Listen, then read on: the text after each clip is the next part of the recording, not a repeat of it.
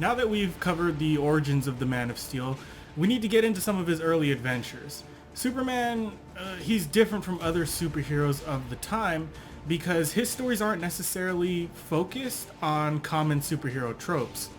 He doesn't do battle with generic supervillains, supernatural beasts, or Nazi spies. Instead, his stories are themed more around social and political issues.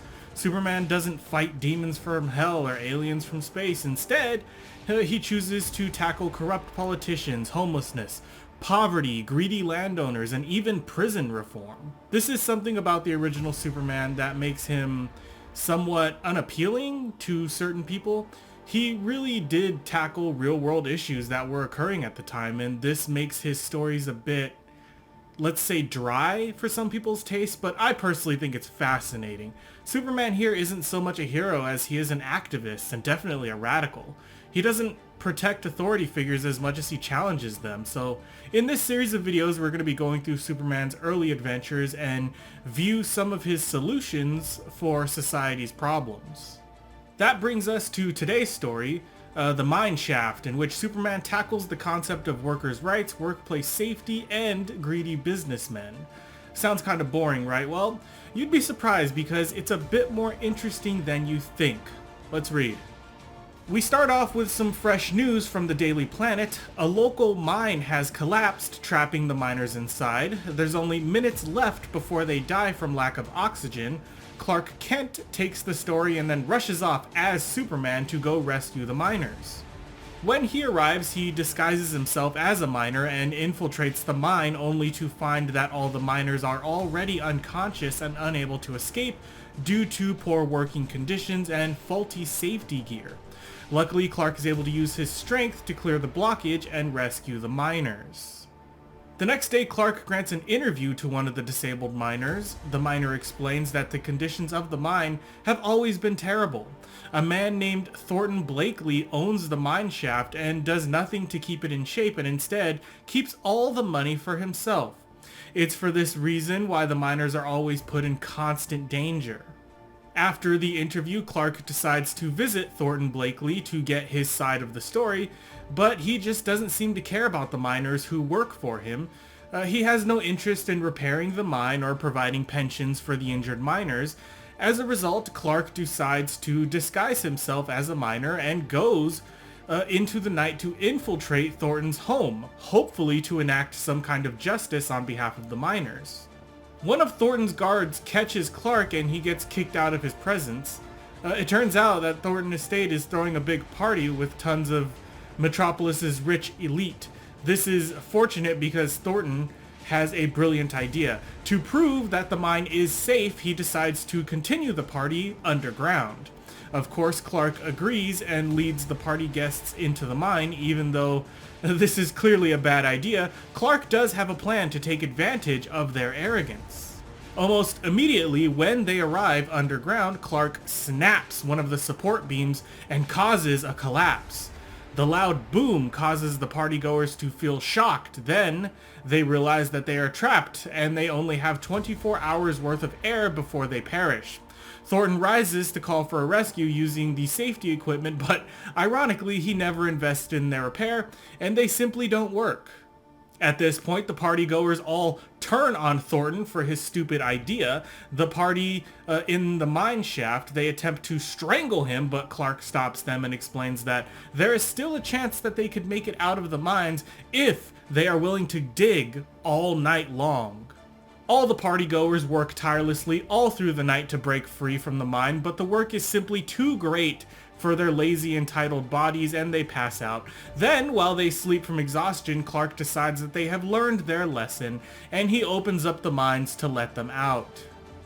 The following day, Clark returns to Thornton's office because he wishes to announce that he has changed his mind. Because of his experiences in the mine, he now empathizes with the miners and vows to the Daily Planet that he will change his ways and offer more benefits to his workers and build the safest mine in the nation. So that's it for this story particularly. We sort of rushed through this one, but it was a good one and a decent introduction to the methods by which Superman fights crime. That's why I chose to cover this story. Its theme is fundamental to the character. It emphasizes how little Superman actually cares about conflict and violence. He isn't concerned with fighting his enemies. Instead, he seeks to change them at their core, to give them these sort of transcendent experiences which ultimately make them better people, or at least different people.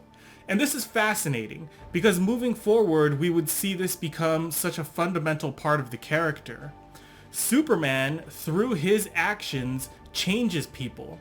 He fundamentally and irreversibly uses his powers to alter people's lives, and because Superman doesn't seek to gain consent from these peoples whose lives he's affecting, this element of the character would also become his greatest criticism. In fact, many of Superman's enemies base their criticisms almost solely on the fact that Superman has more power than any other being on the planet and wields that power without consent, checks, or balances. As Lex Luthor would say, Superman has the power to change the world, he has the power to change people, but does he have the right? Does he even have the right to be on Earth meddling in human affairs if he himself is not human and knows nothing of what it feels like to be human? The Mineshaft is a great example of this. Of course, the mine was not being operated properly, and Thornton was a greedy business owner who needed to be brought to justice. But does that give Superman the right to hold Thornton as a prisoner in his own mine? Does it give Superman the right to terrify those people and force them to work until exhaustion? Especially considering that there were organizations and authorities who could have handled the situation with far more grace and safety. In fact, I would go as far as to say if Superman really wanted to help these workers, he would have organized them, gotten them into a union, bartered for their legal representation. And this is something I want you guys to consider as we move forward in Superman's history, because it is the Man of Steel's greatest weakness. It's far more dangerous than kryptonite or his obsession with Lois Lane or his vulnerability to magical energies. Superman's greatest weakness is his attempts to inspire progress in humanity and how that often robs humans of their own autonomy. Granted, in this case, Thornton willfully chose to change, but when presented with new evidence and everything, but an argument can be made that he was forced into this change against his will. And if Superman forced Thornton to change, does it truly count as change? Can you really say that the world is a better place if you had to coerce it into being so?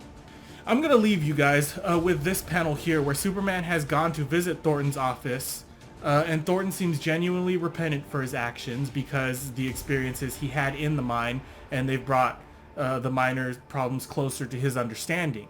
His perspective has changed and he wants to institute a more supportive policy for his workers, and Clark responds that he hopes the new policy will be permanent. Then in these parentheses we can read that Clark is thinking, we get this sort of look into his psyche, and we see that he's thinking that if Thornton ever recalls his new policy, he can expect another visit from Superman. This is important because it shows that Clark doesn't necessarily have faith in the people that he's changed. He fully expects to have to correct them again. It shows us that Superman, at least at this point in his career, does not view himself as an altruistic leader of humankind, but instead simply another vigilante, using his power to control others, to mold the world into what he personally believes is right. It's sort of a childish attitude that fortunately the Man of Steel would eventually grow out of as time moves on and his character becomes more complex. Anyway, that's it for this episode. Thank you for watching all the way to the end. If you have anything to add to this discussion, I would really love to hear from you in the comments. What do you think? Is Superman justified in his actions, or is he simply meddling irresponsibly? And as always, if you liked reading this comic with me and you want to read more, then why not like this video and subscribe to my channel? And if you really want to help out, then consider donating to my Patreon. That would really help. But until next time, nerds, stay heroic.